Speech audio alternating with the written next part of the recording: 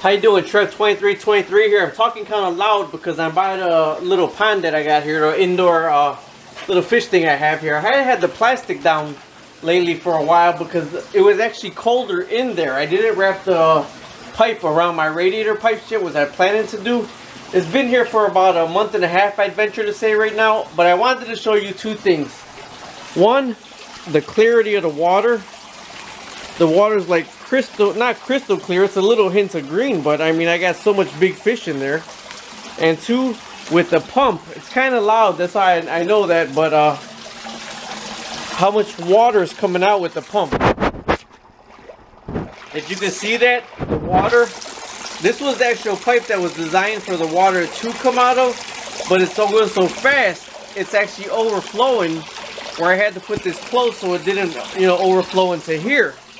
You know what, the same pump that I used to use and that never overflowed, it was the exact same pump. But when you get the pump kit, it gives you the little fittings, the 1/2 inch, 3/8 inch, and or 3/4 inch and 1 inch. Well, I always just put it down because I didn't want to buy the bigger hose. So I would always put it down to probably 1/2 inch. And then with the 1/2 inch, I mean, I was getting a little water flow, but the exchange rate of the water didn't seem like it was enough when the fish got bigger. I actually had to replace more filter media inside the tank over here, and I went ahead and put the 1 inch hose. It was like, I think like maybe 15 to 20 bucks for the 1 inch hose. I'll show you which one it is right here. You can see the 1 inch hose right there. That's a 1/2 inch stick. The stick's not even connected right now.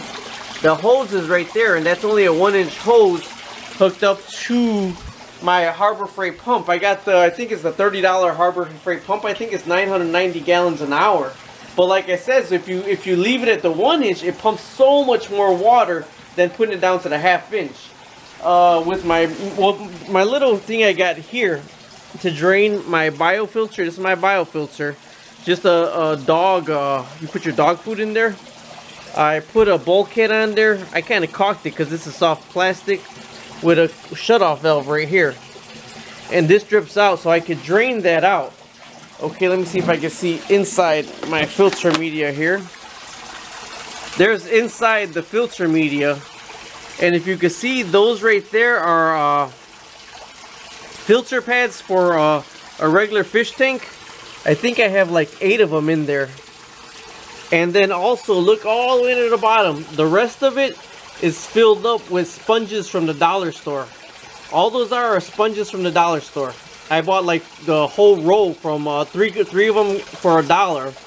Three or 5 of them for $1, and I bought them all, and I shoved this in with sponges from the dollar store. And then on top of that, I put the other filter media on top of it, because the other filter media actually holds the sponges down. Now, I don't see them in here right now, but I was going to tell you, let me see. When it was warmer water, there were actually little worms inside the filter media. Inside here, there was actually little worms. Now, I got all panicky and everything when I seen the little worms inside the filter media. It was warmer, though. I mean, it was when the water was probably around, right now, the air temperature in here is 60 degrees, 63 degrees. So, the water temperature is probably right around 63 degrees.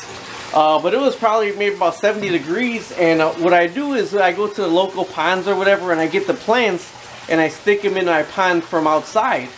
And when I stick them in my outdoor pond, when I bring them in, I put them in this right here because the tilapia eat the plants.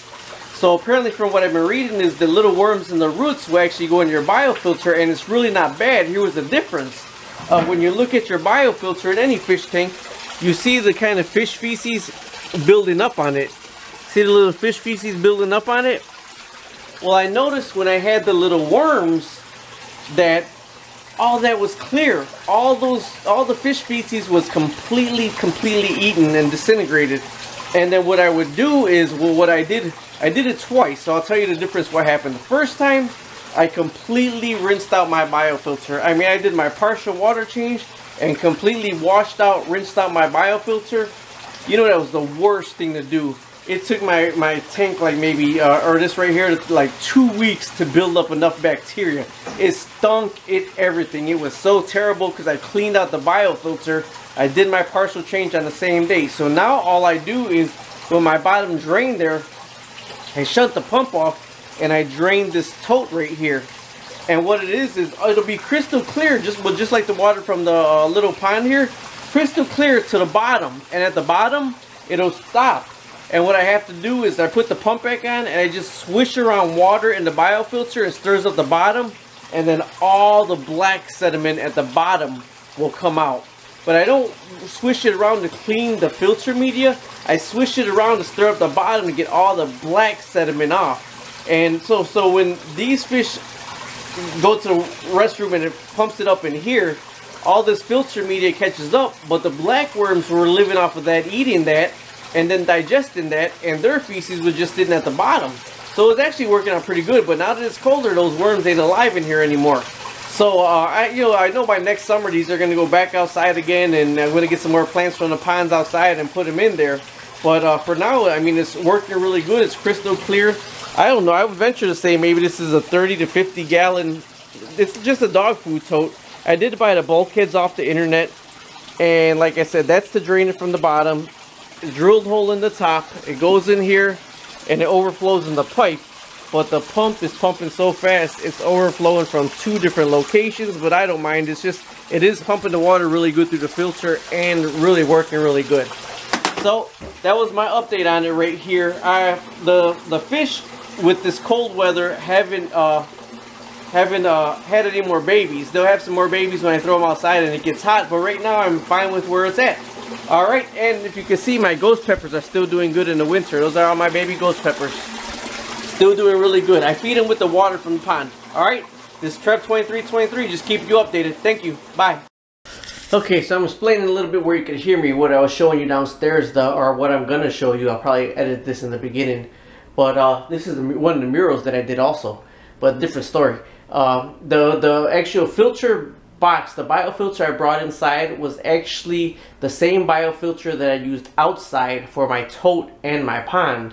But when it was outside, I'd had lava rock in it. I had a couple of the carbon filters, like 3 at a time. You know, when I'm done with my 55-gallon tank, I rinse them out and I just throw them in that filter. So it's not like I went out to buy them all. Just when I was done with the other ones, I would just rinse them out and throw them in that filter. Okay, and for the end of the season, when I carried it inside, I didn't want to carry all those lava rocks inside. So I left the lava rocks outside, and I just had the filter media from the fish tanks, you know, about 6 or 8 of the little filter cartridges. But inside, it didn't really keep it clean because the fish were so big already. So that's why I went to the dollar store to get the little dollar store plastic sponges. No soap on them, no nothing, just regular plastic sponges, scrub sponges for the kitchen. They're 3 or 5 in a pack, and I bought like 8 or 10 packs of them.